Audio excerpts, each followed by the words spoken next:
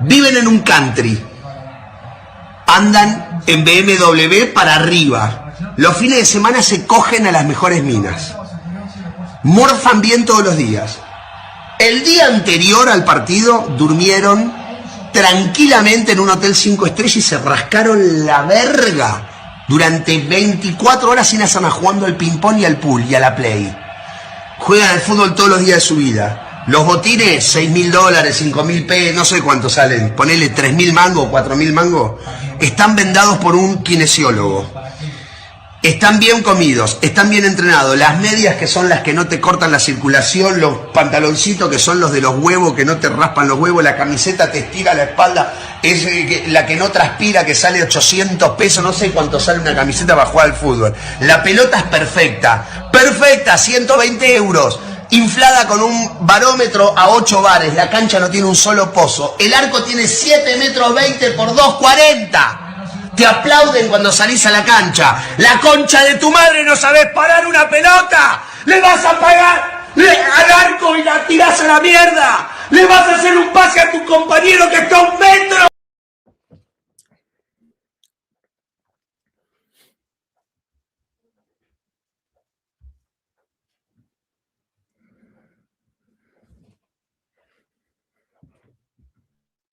At the end when he played Timber through and Martinelli should score. And the irony is, of course, despite all that, we could have won it at the end and didn't take the opportunity when it fell to us. So yeah, incredibly frustrating. We'll go into some of the finer details, I'm sure, but it's not the only thing I will say on just, I like to put what the fuck did I do to you, man? Why are you throwing trash at me? It's not trash. Yes, it is. It's all clean, brand. What do you see? A duck. Danny, what do you see? Predominantly, I see the rabbit. This is the most difficult thing in a football club, and in the process that we are in right now, even harder. You don't have future. You can never make it. You're supposed to be a dinner man, serving dinner to the students in the secondary school. Because you cannot do basic 1+1. You are here breathing heavy like a dog. Like a dog. Exactly, bro. Breathing heavy like a dog. Listen, big up to everyone that's locked in. Big up the panel. It was a sad night yesterday. Performance-wise, I've never seen Arsenal that weak in the second half, maybe in my entire life. Against a relegated Wolves. Bro. This is what I don't understand. Like, we had the chance yesterday to go beat Wolves. I mean, Man City got Newcastle. Could be a tough game. Some people would say saying City will beat Newcastle straight away. I'm like, listen, man, we beat what's in front of us, and we just don't think what City have to do. But yeah, man, listen, this manager put us in a predicament once again. What can we really say apart from who to blame? People are blaming Raya. People are blaming Gabriel. I don't think so, bro. Yes, they are to blame in that action, but overall, over the course, we were 2-0 up, bro. 2-0 up. We had the chance to go 3-0, 4-0, like you should have. Manchester United beat this team 3-0. My friend was calling me on the phone. He was like, yo, bro, we beat them 3-0. Do you know what I'm saying? I just don't understand. I really don't understand. Wolverhampton had nothing to lose. We knew that. But listen, credit to them. I don't know what they gained from the draw, but like, they fought for it. They deserve it. And this is the Arsenal that we know, bro. It's usually at this time that we break down. Yes, exactly. AFC wasting time. I saw Trossard wasting time. Dark arts. But when the dark arts don't work, see, this is the thing. It's not just this game. It's been like this since the beginning of the season. It's just that we never got caught, and now we're getting caught. When I told people that this style of play cannot get you through 38 games, and I've never seen it in my life get any team through for 38 games. Yes, it might get you in a competition, but not in 38 games, bro. But here we are, man. Here we are. Dan, what was your thoughts on yesterday's game, man? Rash, man. I'm going to take to some other games before we get to the Wolves game. Games that we've played this season, like you said, the signs have been there all season. From when we kicked off in the Premier League and we went over to Old Trafford, my friend. Yeah? And got away with one over there from a set piece. There was the better team there. We're all written down here. Man United at home, lost. Liverpool home and away, signs were there. Man City at home, signs were there. Forest away, 0-0. Chelsea away against a 10-man Chelsea, the signs were there. Wolves at home, signs were there. Sunderland away, Brentford away. Even some of these games that we've won, yeah? Fulham, Crystal Palace, Everton, yeah, depleted Everton. Everyone was at African Cup of Nations, got away with one there.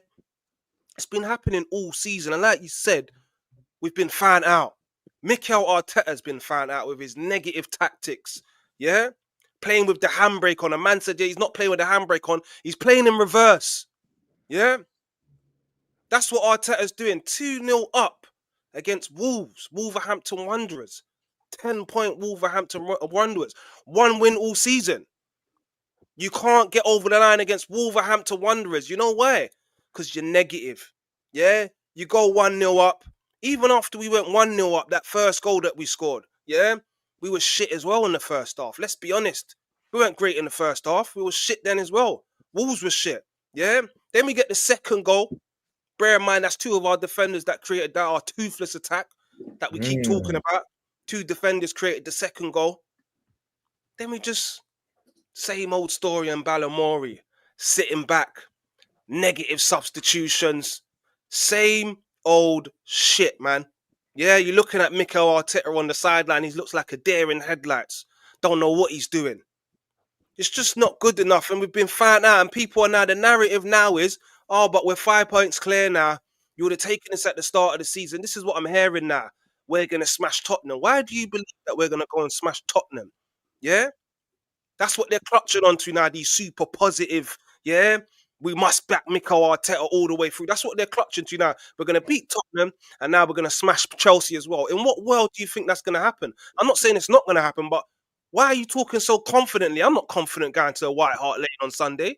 Are you crazy? What is there to be confident about when you've just gone away to Wolves, yeah?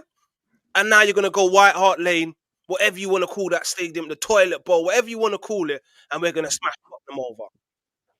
Sorry. Dangerous times. And I know you've already said Man City have got Newcastle. That's another thing I want to touch on. Focus on yourself.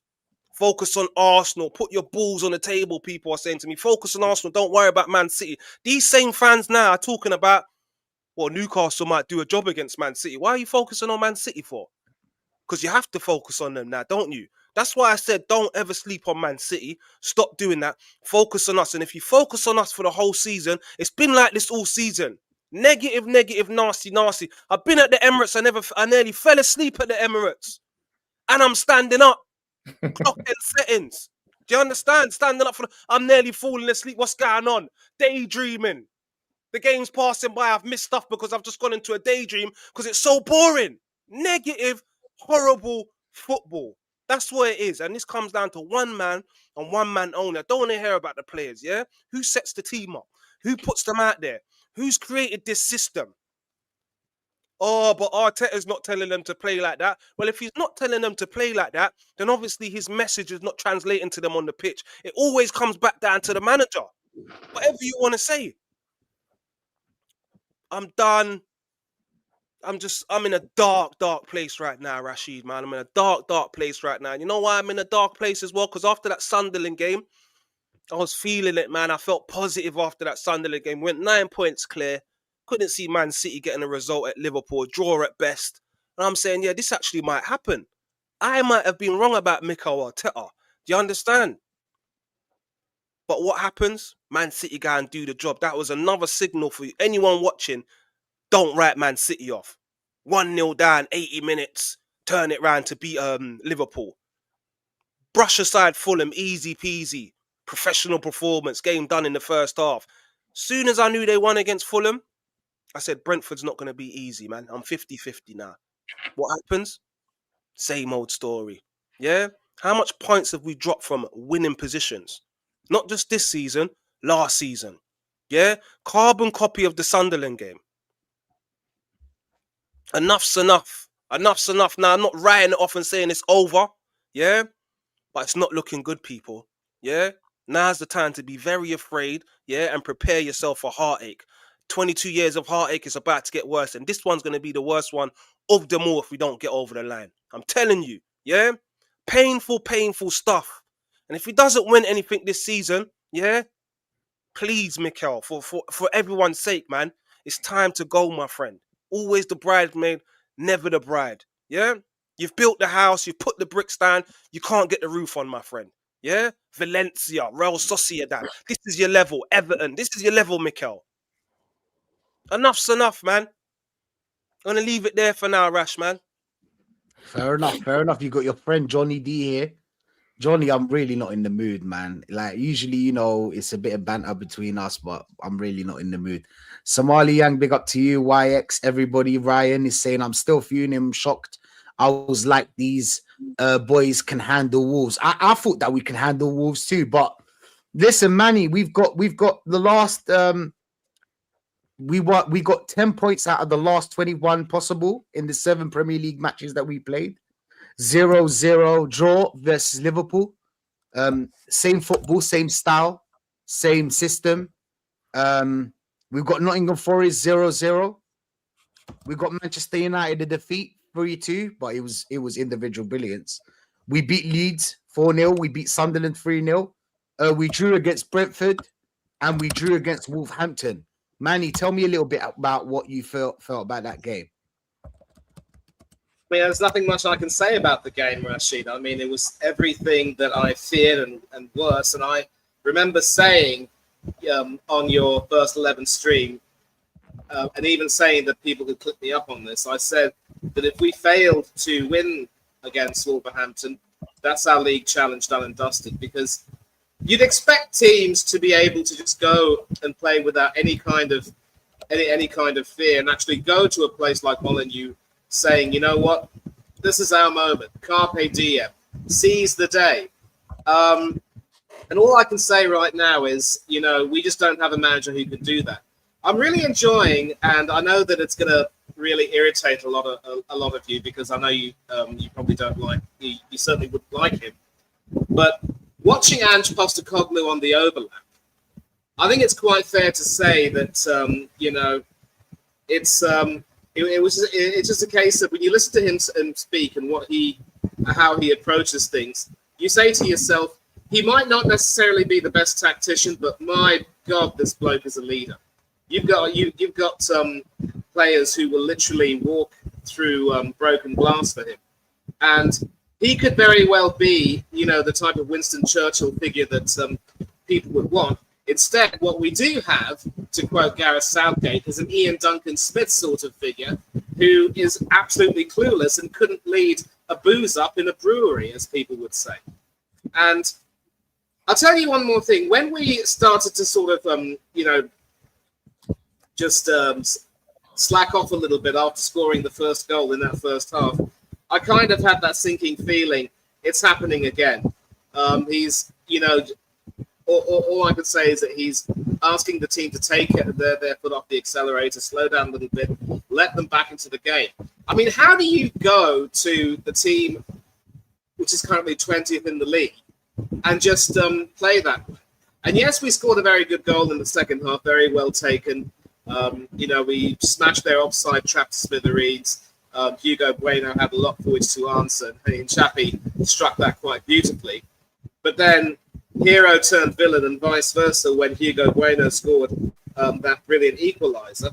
I think it's fair to say as well that, you know, Hinchapi could have possibly done a better job, you know, marking Bueno for that. I think maybe other people will disagree. And then what angered me so much was that even after seeing them score one goal, we never had the urgency to even get a third goal and put the game to bed. And I was thinking to myself, how dare these people take the mickey? Who the hell do these idiots think we are? And I'm sounding a little bit like Kenny Cannon. I love the side of him nodding his head there. He and I seem to be in sync on so many issues. Good evening, sir. But it's like when you go to the team which is ranked 20th and you put in a performance like that, you don't even show any kind of urgency. It's complacency, thinking, we'll be okay. All we need to do is just make sure we get the 3 points. No. As players, if you are playing for the team aspiring to be champions, you've got to demand more from yourselves. And there's another wise friend of mine, one who Kenny will know, Steve-O, the Aussie Gooner, who says, if you are not willing to take yourselves seriously, you have no business expecting other people to take you seriously. And that's exactly what happened. And I don't want to talk about the individual mistakes and all the bonehead moments. I've already spoken about that. But all I'm going to say right now is matches like this, for which the responsibility falls on everyone involved, the players and the manager, are why we're not only are we not going to win anything this season, but we don't deserve to win anything this season. And with the players that we have who are now either injured or running on fumes, or in Bukayo Saka's case, almost permanently maimed, can we even hope of winning the Champions League, the League Cup, the FA Cup? Forget about all of that. I just don't see things changing for the better. And all I will say right now is if people are going to, cook us, we deserve every bit of the cooking that we can get. And I'm gonna stop right now because obviously Taron and Kenny have got to have their pieces. I don't want this going to. Now, fair enough. BBK, Shengun is saying only gonna get worse from here. These players are physically ruined. Arteta has seen to that. I mean, is it really a physical issue for this game? I understand what Shane is saying, as in from now to the end of the season, a lot of players are gonna get dropped. But what was the issue last game? What made us lose these points against a relegated Wolves, of a team that I think any team, 19 teams out of 20 could win this to beat this team? Physically, some of the players are ruined, but I think mentally, a couple of the players are ruined as well. I think if you're like a Eze, right? If you're Eze and you're at Arsenal and you came here to play the 10, you have the big number 10 shirt on your back, and you see the manager plays Odegaard over you. Okay, that's the club captain. Maybe you can accept that. Maybe, right? But then you see him put a half-fit Havertz there ahead of you. You've seen in the event he puts Mikel Merino there ahead of you. Now he plays the right winger who's half-fit in your position and puts you to the bench when you had a good performance midweek. Mentally, that puts you in a space where, like, I'm supposed to go run through a brick wall for this guy. No, I think Shane is spot on. There are players like Benjamin White, who we played 3 months when he needed knee surgery, that will never come back to his 22 to 24 levels. I've seen Timber putting below his average performances now. People are like, oh, shit, he's human. Because he's played 26. He had 2 bad games out of 27. That's a pretty good ratio. I wish I could say that about our captain. But his levels have dropped now because there's no one there to relieve pressure on him, because Benjamin White is out now. Maybe Mascara, but who knows how that's going to go. So mentally, I think he's lost Skelly. If you're Louis Skelly, he took your place out of the England spot. Same with Eze. Eze is not going to the World Cup. It's done, bro. It's not. You're not. Just based off playing time alone. And in that position, there's players like Jude Bellingham, Cole Palmer, Phil Foden, Morgan Rogers, who are getting the minutes and who are playing well. Eze has no chance of making it to the World Cup. And if you're 27 years old, he was in the 2022 squad. This is it for him. He may never represent the country. And that might mean something to him. So mentally, he may check out. And you expect that player to go run through a brick wall for you at the business end of the season? No, Mikel, it's poor man management. Big up to Manny. He's always alluded to Mikel's poor man management. There is so many layers of what went wrong yesterday. It's a timid performance. You started the stream saying this may have been the worst performance that I've ever seen. Brother, I can throw that blanket statement out, and all 5 of us can pick a different game, and it would fit. We have so many poor performances this season. The chat will have completely different answers. It could be the Wolves away, dead performance.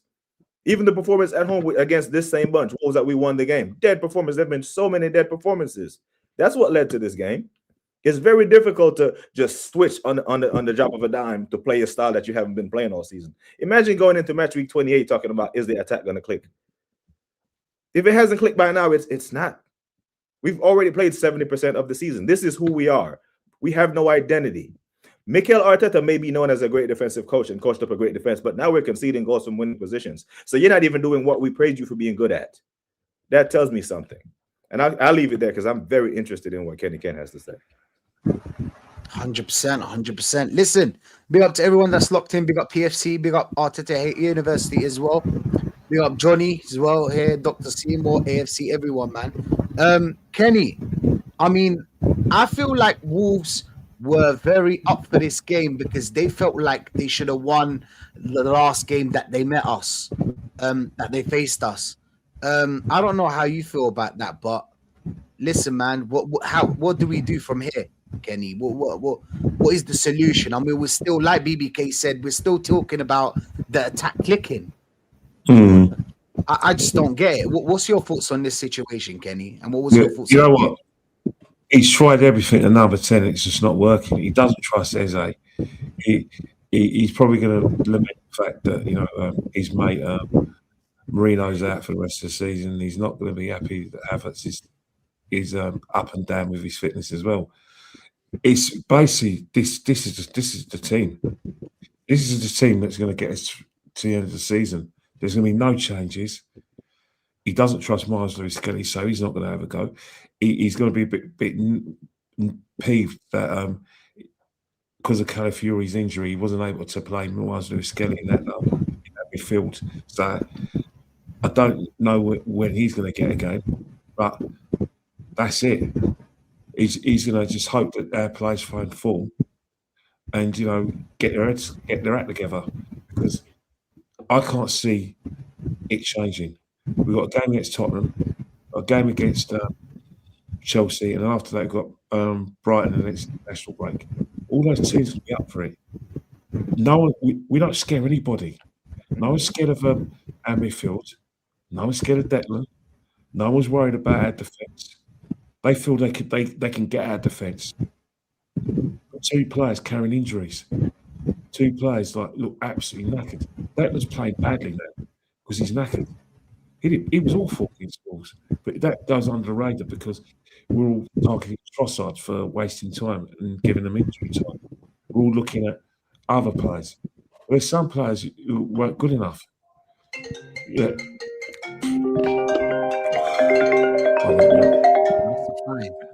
Podcast. The busy man, Yeah, a minute. Rashid. Right. Yeah. So for someone like Declan not playing well, once again, what are you going to see with Victor Gyökeres, the good, bad, and the ugly? There was a lot of people, not me, but a lot of people were comparing it with Lee Chapman, Lee and Shamak. That's the situation. Too many players are playing so badly that you just have to hope that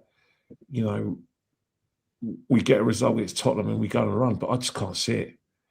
It's something the way we've been poor. In our last 7 games, we've got 10 points out of 21. We dropped 11 points. And it's only going to be more and more the same. There's not going to be no consistency. Havertz will come back, he'll play well, and then he'll get injured again. Odegaard might come back and then he'll play so badly that you think, why do we waste time with him? We just have to pray that Bukayo Saka finds a bit of magic and a bit of consistency, because right now I can't give you guys any hope. I can't. I'll do my best. I can't even, try and say, Gyökeres is going to come good. No. There's no creativity, so how's he going to come good? Yeah. I can't say that, Zubimendi's going to play well in every game, because I can't. Because against Tottenham, Chelsea, and probably Brighton, he's going to have players in his face. I don't know. Our next game after the international break, was it a potential quarter-final FA Cup, and then Bournemouth? We struggled to beat them at their ground. We're going to have to win the league the hard way, or just hope City just drop points and we just win it anyway.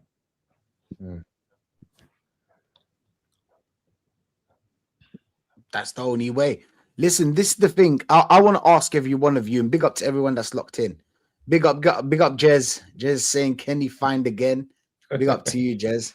Big up, man. Big up. We got LFC saying, take Rice out of your midfield. That midfield is dead. See, that's the thing I disagree with, LFC. I feel like there's certain games that Rice can't play in that number 8. I know he created yesterday. I'm not blaming him only because he was the best out of a bad bunch. Don't get me wrong. But going forward, if you want to create, you need a solid midfield. You need a creative midfield. You played Saka there. Saka didn't play shit, by the way. Saka played all right. But we need more than all right. We need more than we need our Ryan Shirky. That's what we need. We need our players. We need our wingers. What did Martinelli do? Martinelli cost man yesterday. Martinelli cost man. Madueke did absolutely nothing. Gyökeres, you know Gyökeres, if he's the kind of striker, if you don't give him the ball, he's not going to touch the ball. He's not even going to touch the ball. I mean, look, man, Dan, where do we go from here? I mean, this attacking problem has been since the start of the season. I mean, we've been masking it over with set pieces and corners and own goals and scrappy goals here and there. Even the open play goals, there's some of them that came from corners, but are counted as open play goals on paper. I mean, what do we do? What do we do going from here? We see some good football every time we play 2-10s, but we're never going to do that because it's too risky. So when people say we have the best defense in the world, look, we have good defenders. I like all of our defenders, but we're sacrificing our attack for our defense. Let's be real here. We're sacrificing a lot of players. There's a lot of players that can't go back and run after the ball every game, especially with injuries. Especially when we get the ball. So we drop back and we play slow build-up. So I don't know how the goals are going to be, how are we going to score goals? What's your thoughts on the attacking situation, Dan? What's the solution, man? There is no solution with the man that we have at the helm, unfortunately. I don't know what he's going to do. I think Odegaard's injured, so there's an argument to say put Declan Rice in the number 6, but then who's playing in front of him? You've got Eze, who's going to play in that second number 8 role if Declan Rice is in the hole. It's just, it's depressing, man. As Kenny said, the only thing we can hope for now is Man City dropping points. Because I've already said I can't see us going over to Tottenham. We might get a win over there. We might not. We might lose. We might draw. The fact that I'm saying that and it's Tottenham and it's a depleted Tottenham says everything you need to know about our attack and what we're doing at the moment. Do you understand? I just don't know what we do from there. You play Saka on the right.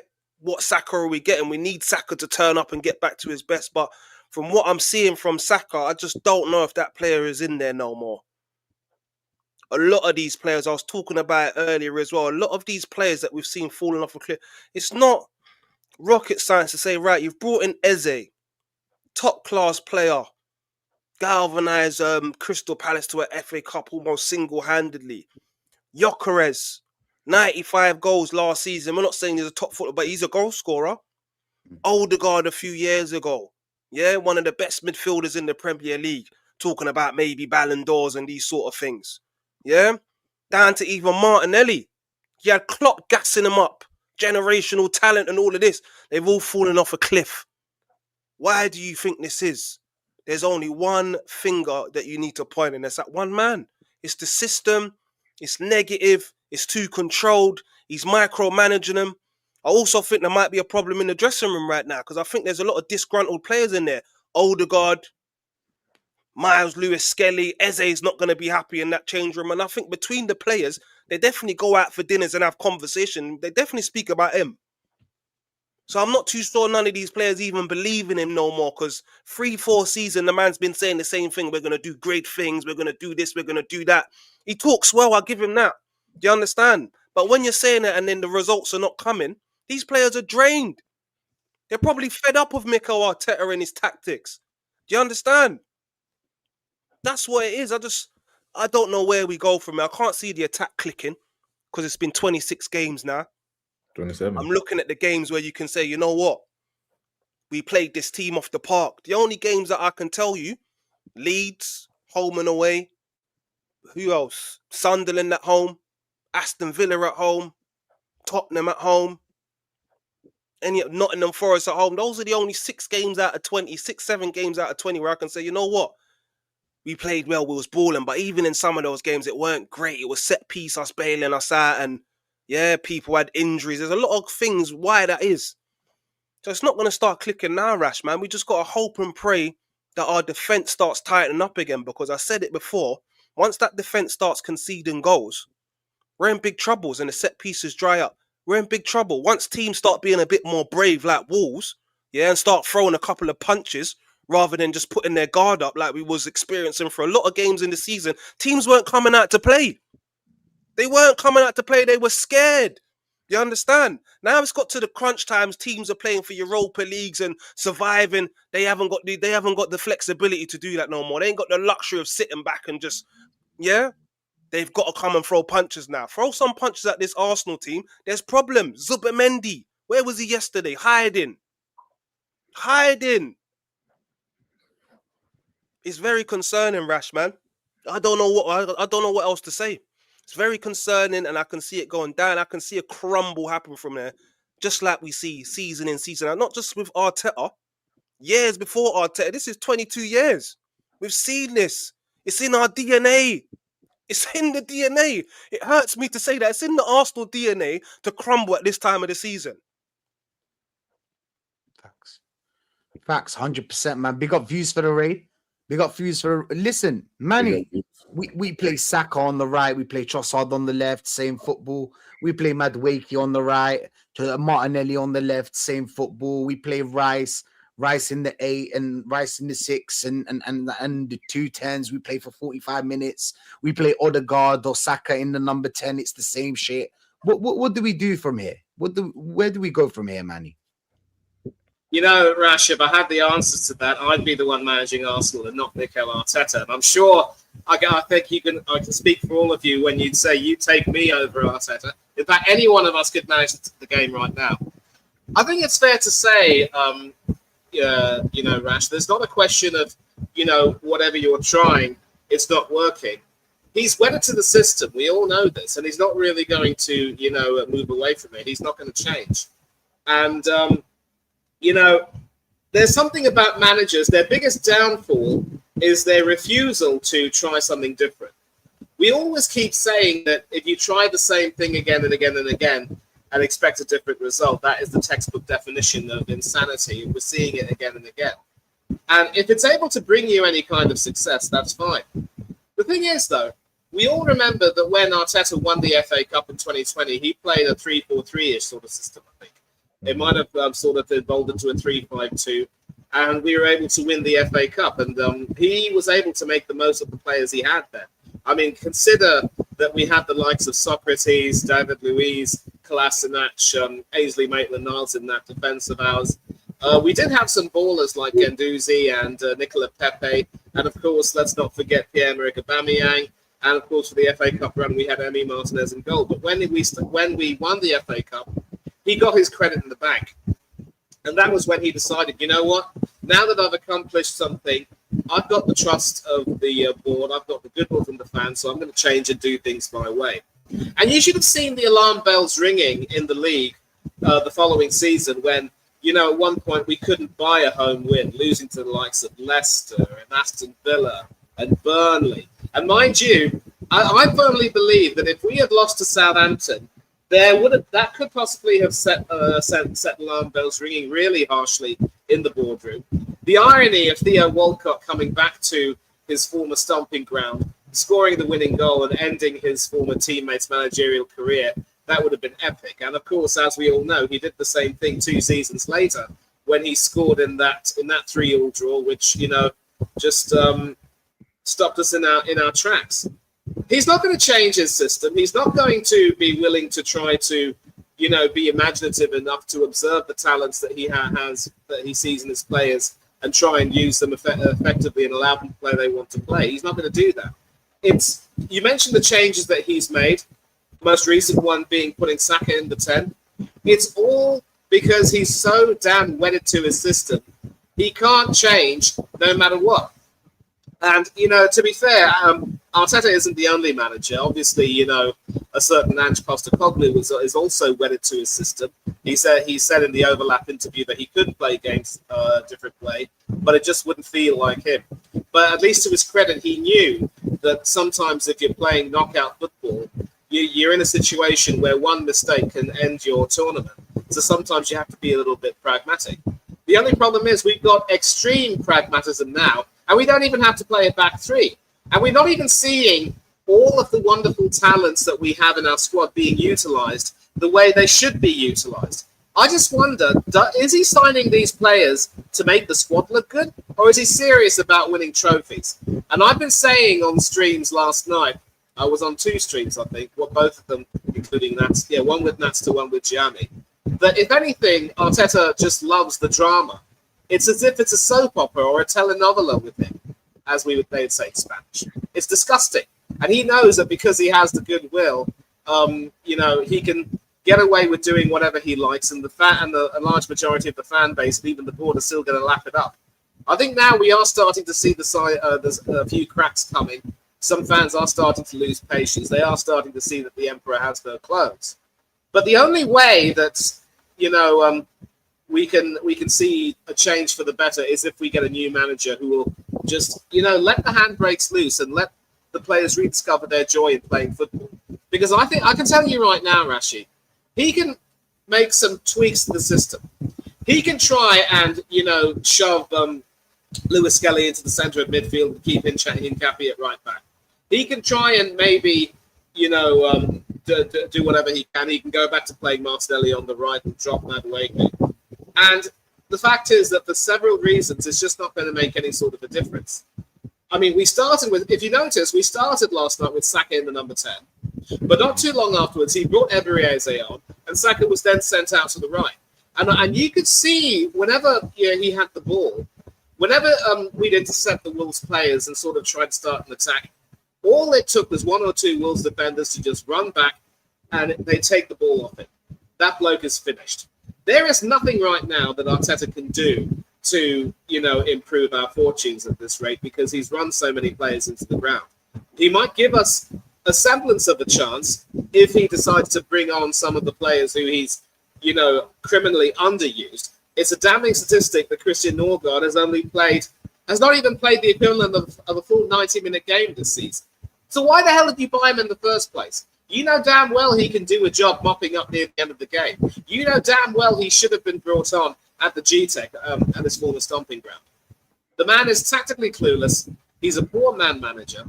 And I'm going to say right now that when he finally leaves, we're going to look back on these 6 full seasons as wasted years. It probably wouldn't have even been this bad under Terry Neal, and Kenny will remember those years quite well. And it's certainly nowhere. And we talk a lot about how bad things might have been under Unai Emery. I can tell you, you show me 30 shots conceded against Watford, I'll give you these 2 Wolves games. It's been absolutely awful. I don't see any hope of any kind of change. Arteta can do whatever he wants, and I still don't think we'll get the results we need. And as you said, we're now going to have to rely on snookers, to quote Kenny Kent himself. I love snooker, by the way. But I think that's answered your question perfectly. I know, Rashid. It has. Well said. VBK, I mean, we're talking about Eze and Eze. I mean, we've seen Eze in a couple of games. He's on the pitch, and I don't really see him on the pitch, barely touching the ball. When I say Eze, I'm not singling him out. I'm talking about Saka, Eze, Trossard, Martinelli. Everybody's been inconsistent. Gyökeres. Everybody's just been inconsistent in that front 4. Where do we go from here? Because we certainly can't bring back Eze now. And who do we drop if we bring back Eze? If you're talking about Saka on the right, we've seen him. If you're talking about Madueke on the right, we've seen him. Trossard on the left, we've seen, Martinelli. I just don't know what to do. I just don't know what to do with this front 4 that we have. So this is why I was upset with the Ethan deal, because someone asked earlier, could we play 2 10s? We don't have 2 10s. It's at Marseille. Saka is not a 10, never been. So we don't even have 2 10s that we could deploy in a game where we need to sit one lone 6 in front of the best defense in the Prem and attack. We don't have it. So It's a self-inflicted shortage. We made our team weaker going into a title run-in. Who does that? Seriously. And if you're Andrea Berta, you should sit this man down, because I know you can't pick the lineup for him. There are certain lines in sports that a director of football or a sporting director is not going to cross. He is not going to train the team or go pick the lineup for you. But at some point, you have to really look at this, like, brother, I've got you this guy and I got you that guy, and you're moving the entire team around not to play them. It's clear. All the players that Dan was listing were attacking players. Trossard, Jesus, every single player under Mikel Arteta has either flattened out or gotten worse. Every single attacking player. The defensive players, different conversation, but that's not where we're losing games. We're not scoring any goals. Our attack stinks. He ranked 17th before those four goals and 3 goals in those 2 matches against Sunderland and Leeds. Our attack was stinky. And yesterday, like Dan pointed out again, it was 2 defenders linking up for a goal, because all our attackers are either injured, loaned out, or not up to the levels, because you got guys in the squad who are match fit, but they're not match sharp because they haven't been playing. Mikel Arteta constantly plays the same players, then complain about injury. You can't complain about injuries when you play an unfit Saka in the 10 and bench your healthy 10. You know what I mean? So self-inflicted shortage, like, who does that? A team that's not serious. A team that's dropped 10 out of 21 points. That's not title winning form. And Dan said we're crumbling. I think the crumbles happened. I think it's over. I can't put hand on heart saying that we're gonna beat City at the Etihad. We get to that point. We were all told that the Premier League title could be wrapped up by match week 30. That's 3 weeks away. Match week 30, we could be behind. It's done, bro. He's fully exposed, and I can't say I'm not here to see it, because we've been telling these men for time that we know what the problem is, and it's gonna go tits up, and here we are. 100%, man, 100%. Kenny, I know you need to go, but Kenny, a lot of people talking about how Arsenal used to be the Arsenal of 1-0 to the Arsenal, and how we've been through saying that we've been through games where we didn't have to play well to win the game. But has it ever been this shit? Like, I just want it from you. I want you. Last season it was poor. We tend to forget how poor it was last season, and then we, in essence, if you take away our early season form, from Sunderland onwards, especially Sunderland away, we have been playing and getting kind of the same results and performances as we did last season. The only difference is, when teams used to come at us and have a go at us, we used to sit back and beat them, pick them off and beat them at 4 or 5. We just ain't got that in us. You know, the reason why we beat Man City 5-1 and one of those games 7-1 and beat these friends 5-4 is because we any chance we got, we took. We had instinctive players. Players weren't thinking about it. This season's different. Got no creativity anymore. And the other perverse thing about it, I don't know how we got 52 goals this season. How have we got that? Set pieces on goals. How have we done it? We've got to be the luckiest side and probably one of the worst sides to actually get 52 goals and only concede 20. And people are going to look at the stats and think this is a great season, but when you watch games, it's bad. It's bad. And just like last season we had injuries. We got injuries this season. Last season, Odegaard was poor. He's poor this season. Last season, we were bit of question Saka a bit. Well, he hasn't been himself. So when you talk about, when they compare this season to 23-24, let's remember Havertz was in form. Odegaard was in form. Saka was in form. The defence was in form. We're beating teams 4 or 5. Teams like Sheffield United, the mighty Sheffield United, the mighty Burnley, the mighty Crystal Palace, all those goals we're scoring against mighty teams. Well, those teams are going to work us and going to think, right, we're going to play differently against Arsenal. They've worked us out. That's what we've had in the last 2 seasons. Teams are beginning to suss us out. They may not be able to beat us, but they will take points of us. They will give us better games. And that's something we haven't been able to handle. Man City have been able to handle it up to a point. And Liverpool having the same thing. Teams working them out. But we just can't cope with it because Mikel doesn't know how to repel teams that play differently and play defence against us. It's one way Mikel. And unfortunately, it is what it is. He'll win the title if we win it his way. But his way may be the reason why we won't win it. But what he's done is that he's so desperate for any sort of trophy he's playing. A lot of players see we're not used to playing all these big games in succession, and that's why we're getting injuries. He's having to rely on players who are half fit. You tell me a player and tell me who hasn't had an injury. The only two players who haven't had bad injuries is Mendy and Eze. And probably Miles. Miles don't play. Eze's not trusted. Mendy's the only one who starts virtually every game. He hasn't had a major injury. All the rest of them are running empty. Fair enough. I mean, Kenny, just before you get out of here, I'm going to ask you, what do you think of the North London derby, and what do you see happening in that game? This is the best opportunity for Spurs to get something against us at their ground. If they don't take it, they're idiots. There is nothing to fear. The tank is empty. The bank vault is out of money. We are virtually on our last legs. Even the set pieces don't work anymore. If Spurs don't get anything out of that game on Sunday, then you know it's bad. Because they would have feared us when Frank was there. Well, they've got no excuses. You can't blame Thomas Frank. You can't blame your injuries.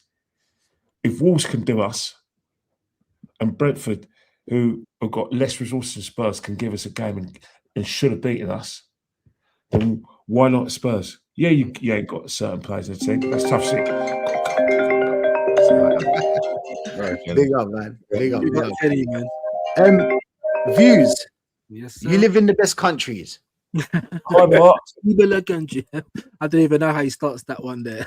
Right? You live in the best countries, yeah? Fuck the best things. You drive the fastest cars, yeah? We buy you t-shirts that don't stick to your body. Do you know what I'm saying? You get shorts. Yeah, special shorts. You got a massage therapist, you got a therapist, you play, all you do before the game is play ping pong and PlayStation in the hotel. Yalla play, yeah. You know what I'm saying? And people are telling me the ball is perfect. 7 meters. You know what I'm saying? Views 7 meters. Views. I mean, views. Just before obviously you tell us a little bit your thoughts about the game, but we're talking about our attack. Madueke, Martinelli, Trossard, Saka, all of them are shit. All of them. Gyökeres, Havertz, Jesus, every one of them. Obviously, Havertz didn't play a lot, but every one of them is not doing what they're supposed to do. We've got rookie numbers. We've got small. Did you see how many goals our forwards have? We've got 6 goals from own goals. There's some players that don't have that number. Views, tell me, what do we do from here, man? What do we do? You have to either, at this point, fucking get rid of the so-called architect, or someone needs to clip him upside his ear and tell him this is a message you can't ignore. You know, because as much as I'm the same as BB and some other fans that I've spoken to today, I'm like, the game's gone, bro. That's how I see it. You know what I'm saying? You know, they got a game in hand. We still got to go to the Etihad. They're looking a lot more composed. I told you, man, before, didn't I? I told you Wolves weren't going to be a game. Everyone thought I was chatting shit. I saw that. Yeah, you're damn right. You're damn right. Because I know this team. You get me? And I know this dickhead manager. That's what I'm saying. That Carabao Cup, my lord, please don't. Just for once in your life, someone just needs to clip him in the ear or get rid of him. But none of that's gonna happen. I'm wise enough to know that. So once again, it's in the Arsenal DNA to just wait until it's too late before you're trying to patch up the boat. The old boat he's talking about. You know what I'm saying? Yeah? There's a hole in the bucket. You're still using it, dickhead. You see what I'm saying? No excuses. So I think the football's been haram. I've been saying it all season. I've been saying it from pre-season. I told you we should be beating all 5 of these games, but anything can happen. We'll probably be up for Spurs. We'll probably be up for Chelsea. You know, and I was confident about Brentford, wasn't I? I was trying to give them a little bit of credit, but I said, look, they're good. It's not going to be an easy game, but it's Brentford. It's not Barca. It's not Bayern. We didn't. And this is what happens every single time the gun is put to the head. Yeah, it's time to bet your house. And they shit their pants every time. So, of course, you know, the points are still there. It's 5. It's going to be 2 by the time we play on Saturday. Yeah, Sunday, sorry. Right? And then it's really squeaky bum time, innit? from where we should have been. So we was complaining back then, and everyone was telling us, "What are you complaining? Just want to moan for the sake of moaning?" No, because what I'm seeing is the house on fire. I don't know what you're seeing. Do you know what I'm saying? Yeah. And then now everyone wants to change their tune. Everyone wants to change their. We've been saying the same shit all season. We've not clicked all season. You can't. This team can't give us 70 minutes of good football all fucking season. All season, when you've got Pep and competent coaches. Try even Maresca last season, and I'll shut up on this. Even Maresca last season, right at the start, was subbing players, all to the point you'd know when he was doing it. 70 minutes, 80 minutes, like rotation. Maresca, another someone that came underneath Pep, someone that won the championship to come up. You see what I'm saying? Before he got a Chelsea job, don't just walk into something cushy. And even he hit his targets. So for me, cool. I'm moaning. I'm going to stop moaning. But if you don't get across the line, I don't want to hear not one strand of anything. Don't tell me about context. Don't tell me about nothing. See you later, bro. Because it's him holding us back. And I've been saying that. The players are mash up. Why are we never ready for the final furlong of the season? Why is that? Every time. Every time. We're struggling. Injuries. We're crawling across the line. He's not learning. So all you people telling me he's learning. Learning what? If anything, he's got his head further in the sand. And I'm like, cool, you don't want to see it. When we get to the end of this season, I don't want to hear no context. See you later, big man. You know what I mean? There's only one way you can stop that, and it ain't the Carabao Cup.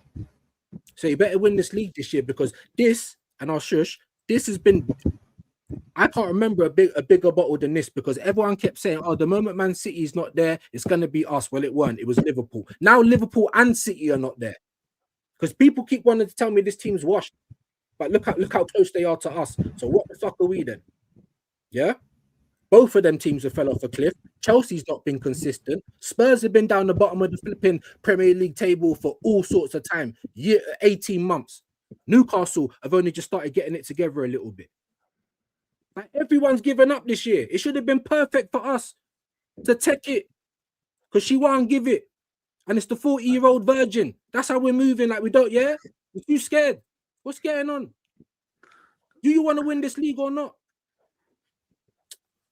What needs to happen is, there's a lot that needs to happen, but definitely someone needs to really show Arteta, yo, brother, you've had the reins for all this time. We're this close. We're trying to, we almost can reach out and touch it. And because of your stubbornness, like for like subs again, why was you bringing on Calafiori there, bro? We was under the cosh. Why are you not bringing on attackers to try and change the momentum of the game, change the direction, because it's all going this way? And so he don't learn. I'm sorry. He don't. So what needs to change is him, or someone needs to come and govern him. That's what needs to happen. Oh, absolutely. And, you know, it's funny, Hughes, how you talk about Maresca and him hitting his targets. And even not too long afterwards, he was sent on his merry way. So you just imagine a team like Chelsea, who haven't been able to win, you know, really meaningful trophies for time. I mean, I know they won the Conference League and the Club World Cup, and not too long ago under Tuchel, they won the Champions League and other stuff. But they haven't won a league in Lord knows how many years. They've got more expectations and standards than we do right now. It's disgusting. And there was an article on BBC Sport I read about how this potential bubble could be compared to the 2007-2008 one. I'm not going to talk about it too much. I advise you to read it. It's quite interesting. The only problem is BBC being what they are, they're going to try to make it as Arsenal-friendly as possible, especially in this season, because they don't want to hurt our feelings. It's all a game, and the media also playing their part. Disgusting. Fair enough. Listen, this is the thing. TT said the same thing that you just said right now, Views.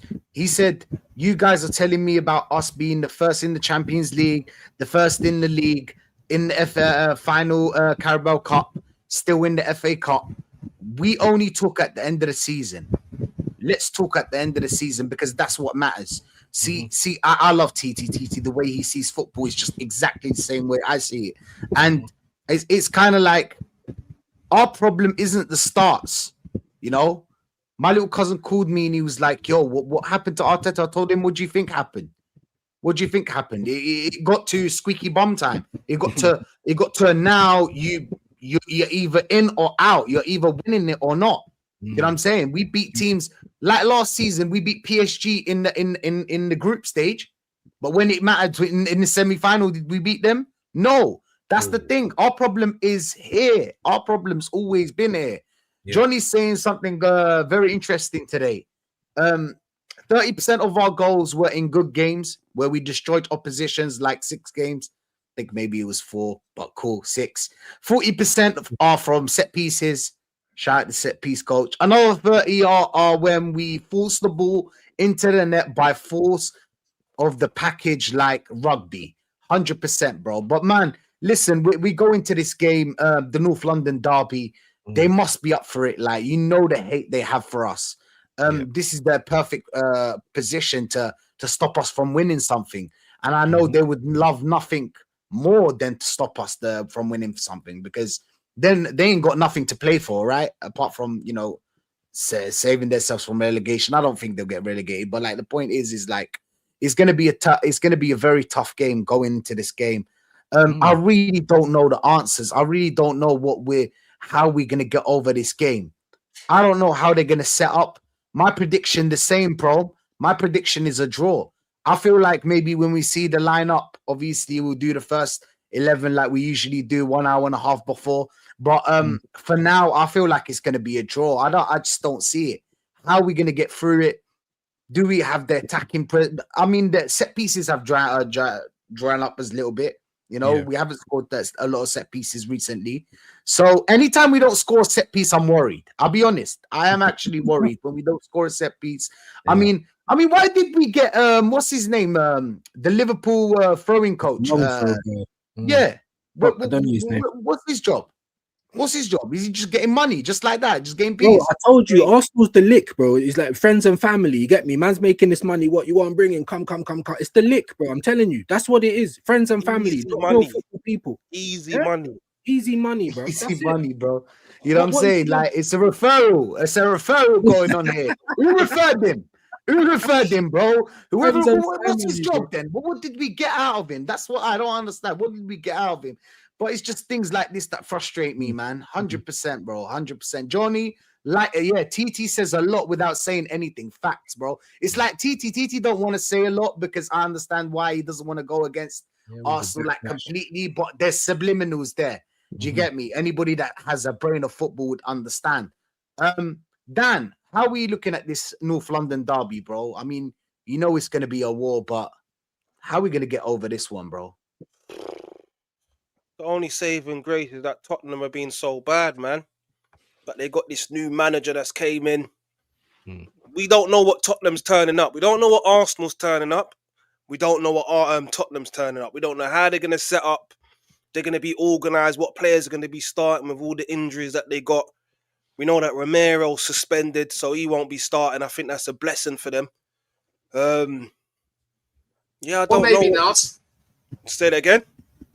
It might not be a blessing for us because, you know, Romero, despite all the praise from Ange Postecoglou, we all know that he can be a bit of an absolute nutter.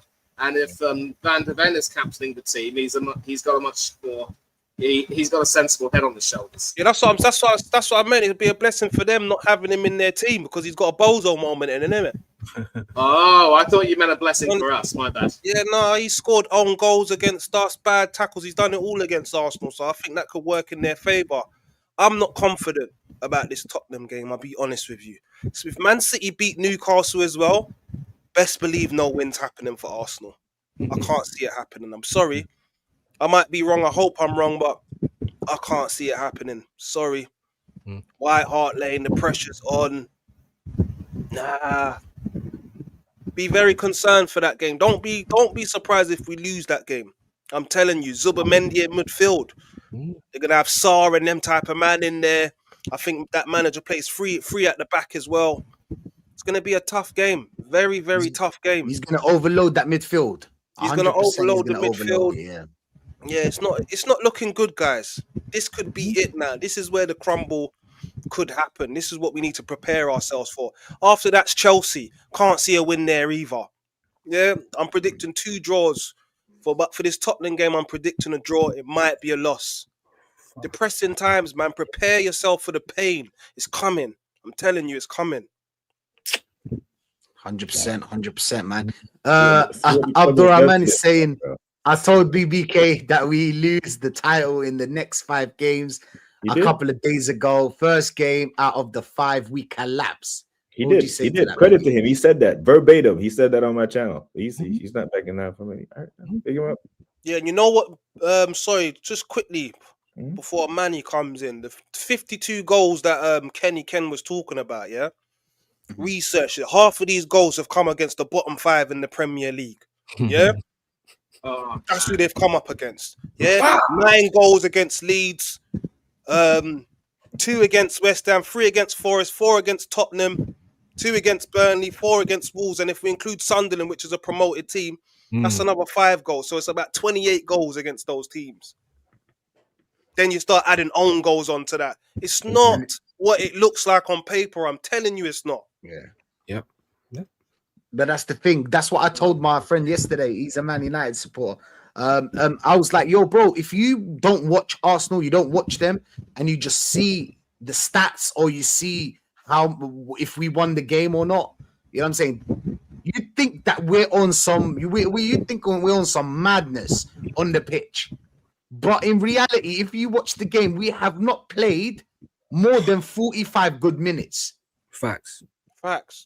Do you know what I'm saying? So if you don't watch that game, you're not gonna understand what us are saying, what everybody in the chat is saying, what everybody in the world is saying now. Yeah. Everybody's like, listen, I've got top gooners that work with me. They're like, yo, Rashid, I can't lie. I feel like if you don't win this league, he has to go. It used to be like, wait a second, it's context, blah, blah, blah. And then they saw against Wolves, they saw us wasting time. Trossard wasting time. That was calm, man. Relegation. Wolves were like, yo, bro, get out, bro. Like, what are you doing, bro? Like, we're relegated. We're relegated. There's nothing to play for. You're winning 2-0. What are you doing, bro? Do you get it? Like, it's just some madness. What, 2 points this season out of their 10? Yeah. That was the 10th point that they just got off us. Madness. It's absolute madness, bro. Their defense. By the way, people, I forgot to say, this is how much defend. They're on some minus 52, I think, or 32 or something like that. Do you know what I'm saying? But it's madness how we can't bury this team. It's absolute madness, bro. How they scored 4 goals against us, I just don't know. I don't know how, you know what I'm saying? I don't know how, bro. But yeah, man, this is the stand. Let me just go real quick just before we go to Manny. Yeah, they got a minus 32. I saw it yesterday, that one. They got 50 goals. They conceded 50 goals. They scored. How much do you think they scored? How much do you think they scored, man? 15. No, it's actually 18. 18 goals. 4 of them came from us. 4 of them came from us. 2 of their points came from us as well. It's just disgusting, bro. It's disgusting. Manny, what do you think of this North London derby? How do you think it's going to plan out? You know, I remember seeing on a stream not too long ago, it might have been Kenny who said it or someone else. When it comes to playing for our personal pride and our ego, so to speak, we find a way to turn up and get things done. And it isn't just limited to the North London derby, mind you, because, you know, one really good stat is, I mean, you can't call it a stat, because since that chastening loss to Antonio Conte in 2021-22, which cost us Champions League football, I don't think we've had a bad record in North London derbies. I don't remember us suffering a loss. So I think it's fair to say that, you know, we use the pain of that to try to do a little bit better. There's a wonderful advertisement for Gatorade, that energy drink, and I think Taryn might know about it. The tagline is "Make defeat your fuel." And you see all of these great American sports stars like Michael Jordan, Peyton Manning, J.J. Watt, Serena Williams, and a few others. And it ends with the Atlanta Falcons quarterback, after losing the Super Bowl that year, saying, "What is the secret to victory? Defeat." And then you have a shot at him practicing really hard next season. Little did anyone know that Atlanta would never repeat that. But without digressing, when it comes to our own personal pride, we have a good knack of being able to turn up. And it isn't just the North London derby. Let me cast everyone's memory back to the Aston Villa game at Villa Park. Now, a lot of us are going to sort of, dismiss that game saying, well, we were without William Saliba, we were without Gabriel. And, we always struggle against Aston Villa, be it at Villa Park or even at home at the Emirates. But when Emi Buendia scored that goal, you could see the contrast in emotions, the joy and elation among Aston Villa players and their supporters, and us. You could see, David Raya going all Randy Norton, bashing the turf with his hand like that, and the other our Arsenal players being completely dejected. And there were so many memes made about that defeat. And I think it's fair to say that, our players remembered the hurt. And so when we played them at the end of December, we were more than determined to make sure we set the record straight, and we made sure we did in a very big way. Oh, it was obviously in the second half, of course, when Amadou Onana went off. We started to get in on them, and we really, put them to the sword, and it was wonderful. So, we have this knack of being able to turn up and make sure we put in the performance when our ego and our self-respect and our prestige are on the line. And strangely enough, despite the fact that we are awful right now, I think Spurs are so much more awful, even with their new manager. I, for some reason, don't feel too worried about us having a bad game because, you don't need... The thing about being an Arsenal player is that you don't need to be motivated to do well in the North London derby. That is literally, what defines you as a player in many ways. You hear the stories about Tony Adams grabbing one of his teammates, pushing him up against the wall and saying, look, this is a North London derby. We cannot lose to these people. This means something. Get your act together. So it's a matter of pride. And I think for all the talk about how our players have pretty much, defecated the bed in recent times, I'd like to think that even they're smart enough to know they cannot run the risk of losing to Tottenham because that would be a serious, dent to their pride and prestige. So I think we will find a way to win. But again, we are going to have to go back to depending on an exceptionally stinky, jammy performance, ending up in a 1-0 win. It could be 1-0 or 2-1. I think we will, again, somehow find a way because now we know it's, as Alfie Bose sang famously, Elvis Presley too, it's now or never.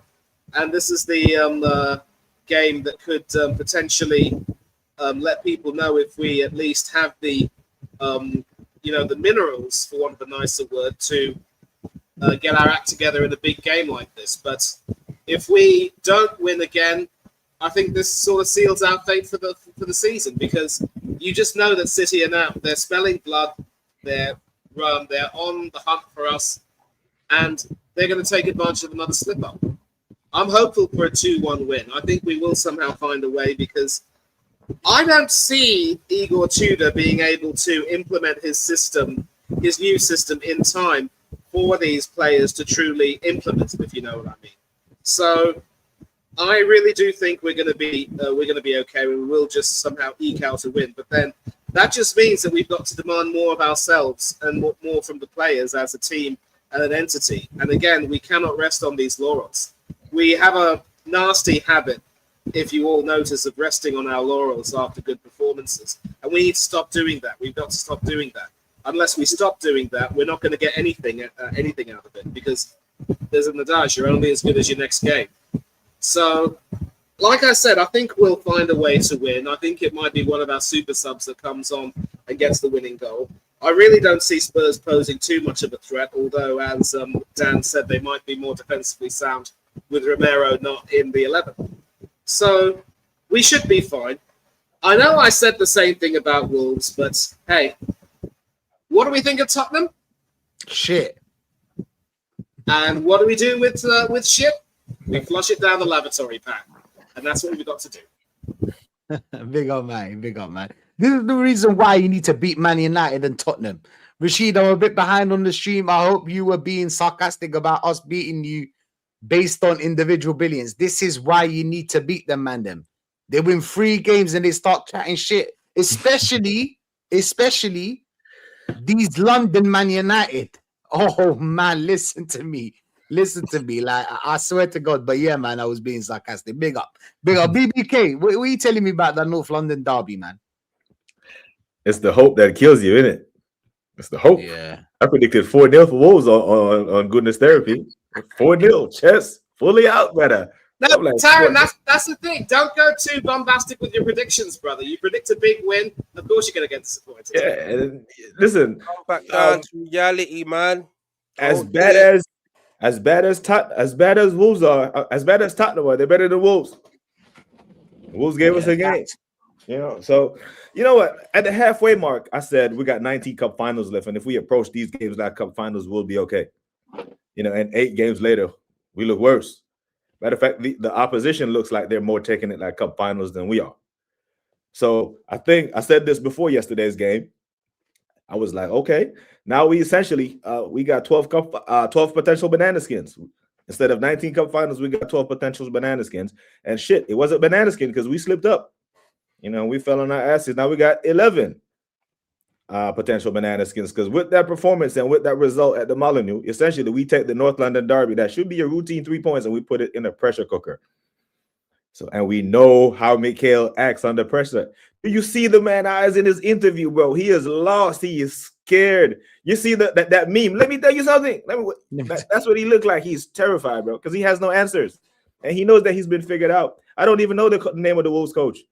Matter of fact, the last Wolves coach I know is the guy that coached Pat Forrest to a 3-0 win tonight away in the Europa. You know what I mean? He's scared, bro. He's out of his depth. And I essentially really believe that every other manager has worked him out. And they laugh at him behind his back saying, bro, this brother's been back with billions and he looked this bad. And I'm here on a budget and I'm playing better football than Arsenal. Wolves were upset that they didn't win. Worst versus first. And Wolves went down 2 goals and responded, and they feel aggrieved that Trossard had to resort to that for them not to get all 3 points. This is where we are in the project. It's mad. With all that being said, I find myself making 3 different predictions when I talk about Arsenal games. And I predict one way out. I predict another one when the lineup comes out. And then I predict another one when we get the traditional, you got injured during warm-ups. So I literally have to wait until kickoff to make a sensible prediction based on how I see the setup going. So I'm not even know how this game is going to go, Brett. I can't sit here and say I'm confident because I'm not. A wise man once said, when the facts change, we must change our minds. Taron, I admire you. Nah, that's facts, bro. I mean, even half-time, you can change your mind with this team. Let's be honest. Yeah. I swear. Yeah. I swear. After half-time, you know. What does Arteta tell them in the dressing room, by the way? Can anybody tell me, Views? Can you tell me what this manager tells them in the dressing room? Because nearly every game, the second half is worse than the first. Hmm. And what's your thoughts about the game, bro? Fuck knows what he says today. You know what? They're probably tired of him, bro. They want to hear his bollocks no more. After nearly 7 years, bro, how can he motivate them? They don't come out like they're motivated. It's not every single time because I've noticed a little pattern that if we start slow, then we not usually, but there's a good chance that we're going to finish a lot faster than we started, which I'd prefer. I prefer us to start fast only if we can last the game, which we don't, you know, and that's been the case all season. What he says to them, I've got no idea. I honestly believe he talks and they just blank out. I swear to God. To God. And as for Tottenham, bro, isn't it just Arsenal? I said, you know, we get up for the big games. I mean, we might get touched in those games as well, but it's more likely that we're going to be up for those games. And it's the smaller game, it's the Brentford, it's the Wolves, it's the Brightons or the West Hams at home you're expected to win. That's where we fuck up season in, season out. It's not even about the big six. It's not, because we give it up. We give up the goals to these small teams every fucking year. You know what I mean?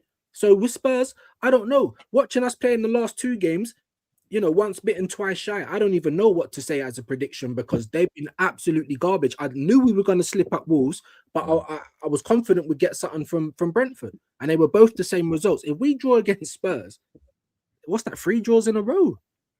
Yeah. Crazy 9 points out of 20. What? 10 points out of 24. Really?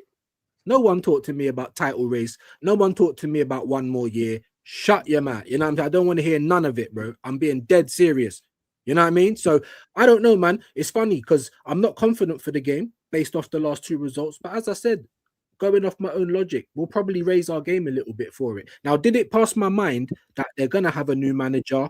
You know, they and it's their cup final, isn't it? Anytime they play us, bend over FC. You know what I'm saying? They don't care about nothing as long as they beat us. So it's going to be a game. I mean, look at look how we was at Wolves. The crowd was behind them. Certain parts against Leeds, the crowd was behind. Certain parts against Forest. It's like we don't do well with these crowds and that. Do you know what I'm saying? Away from home with the pressure. So Spurs are going to be loud. It's their cup final. It's their, just like my cat. Just like that. You know what I mean? It's their cup final. It's their cup final. So I can't really predict it. I'm just going to say 2-1 because I don't really predict us to lose, but I'm not confident about the game. Not at all. 100%, man. 100%. Listen, people, we're going to just have to wait and see. You know what I'm saying? We're just going to have to wait and see. But we're going to leave you at this. You know what I'm saying? Big up to everyone that's locked in. Big up December. Big up Abdurrahman. Big up Johnny. Big up Dr. Seymour. Big up everyone that's locked in. Jalil, T-Dot, all the man them. Listen, man, I'm thinking the players are telling him F off. Remember, Lacazette said they'll leave. They'll have to start listening to him after the Spurs game. Listen, man, this guy, he's just too cringy. You know, he's just too cringy. I wouldn't listen to him. I'll be honest. I'll be just be in the corner doing my own thing. If I was the player, I wouldn't be listening to him. I was like, you want to play Champions League? You want to come on, bro? Like seriously. But exactly, anyway, like I said, Rashid, you compare Ange Postecoglou and Mikel Arteta. You know how Ange Postecoglou gets his players to turn up the big games like the Europa League final. That speech is iconic. People run through walls for him. He's their Winston Churchill. What we have is Ian Duncan Smith, and boy, 100%, 100%, man, 100%. Listen, we're gonna redirect to Shane. I think Shane's gonna go live for a Bruised Banana. You better tune into that one, bro. It's gonna be elite. I'm gonna be tuning into that one as well. Dan, thank you for being here. Manny, thank you for being here. BBK Views, legends in the chat as well. Thank you for subscribing. Thank you for everybody that was locked in the whole show. And we're out, people. Yeah, man. Ramadan Kareem to all my Ramadan brothers. Kareem to everyone that's celebrating. Big up, man.